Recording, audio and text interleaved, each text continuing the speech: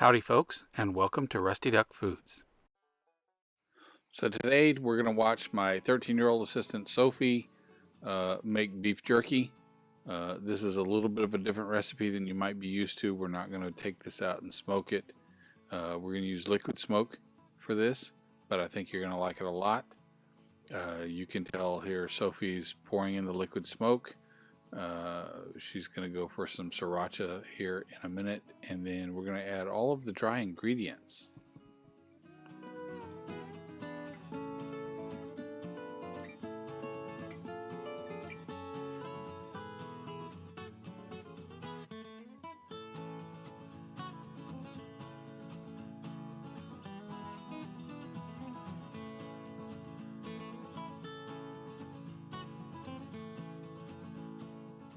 So here Sophie's going to be using some of that soy sauce that we have to rinse out that sriracha cup and get it cleaned out, because we don't want to waste any of that wonderful flavor.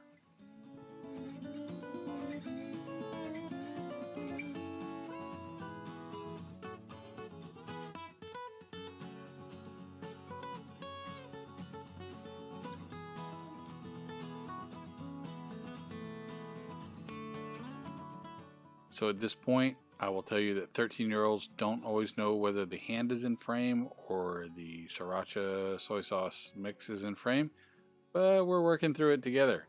The taste doesn't change just because the hand is the only thing in frame.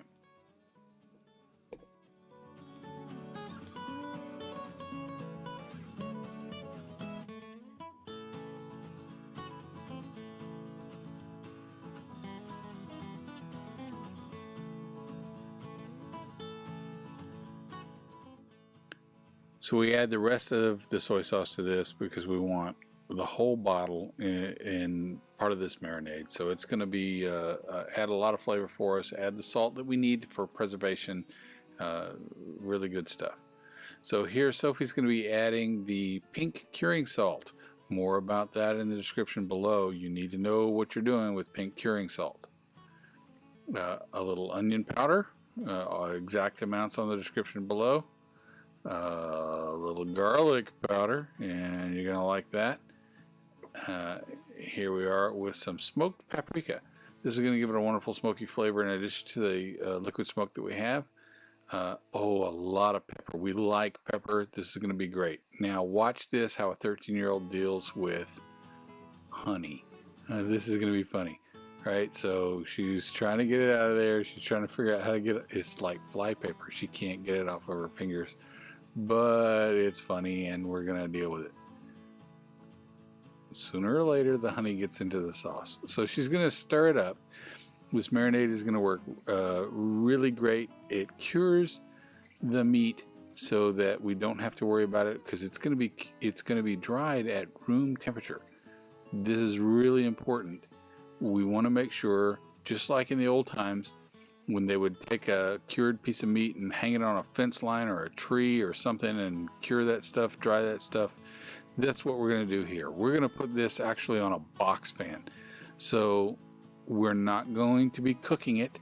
There's no cooking involved. This is a cured product, not a cooked product.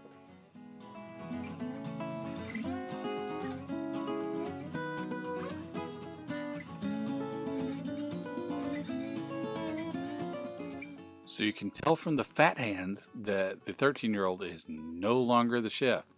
So this is the meat that we've cut up. We cut it into little strips. I'm just kind of trying to show you a little bit about the sizes that we cut here. You can go longer, shorter, but make sure it's thin enough that you don't end up with a giant thick piece of meat here that's not going to dry well. So here we've gone back to Sophie, and she is going to be pouring our cure over our meat. Now we bagged this meat kind of 50-50. I could have done it all in one of the 2 gallon bags, but I decided to do it in 2 1-gallon bags just to give me a little more flexibility in terms of stirring it around and making sure that we had everything covered in the marinade.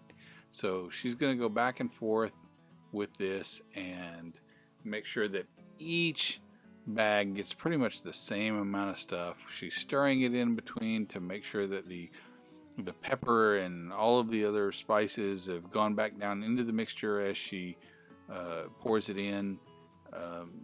Being real fastidious about this and make sure that we have full coverage and get all of the flavor into each of the bags, because that's going to be really important. You want a consistency here between the two. So maybe you didn't see this coming, maybe you did. So we're going to be using a box fan, not a smoker. We're not going to be using a dehydrator. We're not going to cook the meat. A lot of dehydrators add heat. No, this is going to happen with a box fan. So we're going to take this. Sophie here, you're going to see she's giving it one final kind of squish around to make sure everything's covered with the marinade before she takes it out of the bag. And then we're going to start putting this on the trays and getting it on the box fan. So what Sophie's doing here, and I've sped this up a little bit, she is taking all of the pieces of meat, putting them on the paper towels at first to kind of knock off some of that marinade. We don't want to have it dripping when we put it on the box fan, because we don't have to clean the fan a lot later. So she's arranging these. Usually what happens is just human nature. We're gonna arrange these on the dehydration trays, and they'll be spaced out, and they'll have a lot of space between the two pieces of meat. And then when you get towards the end and you're on your last tray, they're all bunched up. So what you're going to see throughout this is that Sophie's going to go back and tighten up these trays and make them a lot more close together. They can't touch, but they have to be a lot closer together. We've got to fit as much of this beef jerky on the tray as possible, because we've only got so many trays and we've got a good bit of meat here. So she's going to go back and tighten them up. It doesn't matter whether you got a 13-year-old doing this or a 53-year-old doing this. It's just human nature. We're going to have to tighten it up as we go. So what you see here is that Sophie has her tray ready. And like I said, there's a lot of space on that tray. We're going to tighten that one up later. She's got her tray ready, and she's going to put it on the box fan. Now this is just a standard box fan that we got from our local Mega Mart. And we're setting it sideways, horizontal, on 4 soup cans, just to give it a little space underneath to blow the air straight up. So instead of a dehydrator, which adds heat, we're not cooking this, we're dehydrating it the same way they would in the 1800s.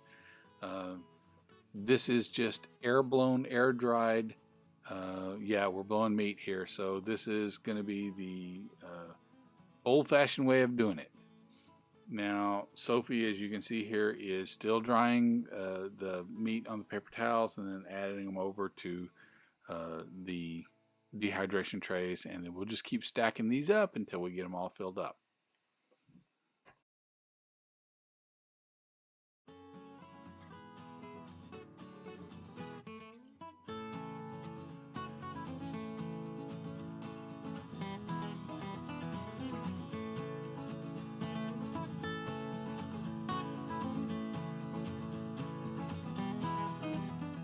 So what you're going to see here soon is that Sophie is going to be cutting some of this meat to shorten it up to make it fit on the thing. So we've got a few scissors here. You can use a knife. You can use whatever you want. But we're shortening this meat up to make it fit tighter. We told you we're going to be tightening up the trays, make them a lot tighter. You'll see that this tray that she's got going here is a lot better. If we did this every day, they would all be like this, but you see what we're doing here is we're swapping out the really tight tray and taking the really loose tray and filling it back up with meat. So this happens for us all the time. I guess everybody probably would have to do this unless you're just real tight about it. You see here Sophie's getting all of the little nooks and crannies filled in, but making sure they still don't touch, because they really can't do that. That's not going to be helpful when you're trying to dry that meat out.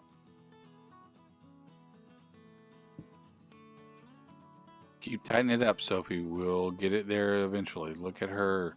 She's making much better trays now than she did in the beginning. We're going to be swapping trays. I'll give her the ones that I've tightened up on the fan. Look at that, all that extra space we found. And then we'll put those tight trays back on the fan, and I'm arranging those so that they have the most airspace in them. Those trays can go short or tall, but I'm adding more. So by the fat hands that you see here, you can tell that Sophie got tired and Dad had to take over. And that happens sometimes. Sometimes the fat man has to take the helm.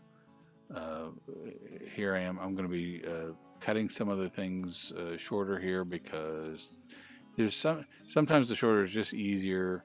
The long ones just you run out of room to have a long piece everywhere.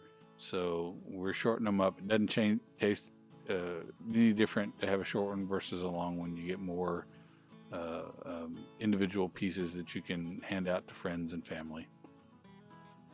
So I've sped this up a little bit so you guys don't have to watch the fat boy arrange all of this meat the whole time.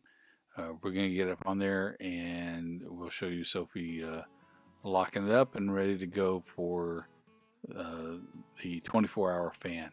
So here we have it. It's in the all of them are locked up. Sophie's going to put the lid on the top here, and we'll see you guys in 24 hours. And through the miracle of time, it's 24 hours later and we have beef jerky. So what we're going to do here is Sophie's just kind of showing you what the individual pieces look like once they're dried up, and then we're going to get started about as fast as we can, putting these all in the jars and saving it for friends and family for later.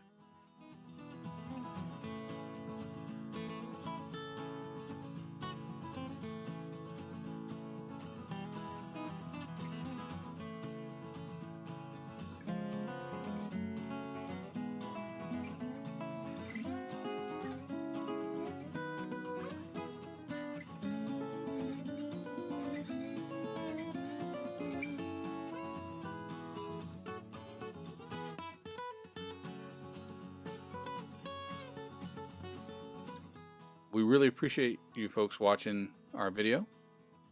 Please do take the time to subscribe and like the video. And we would love to see you on the next one. Thank you.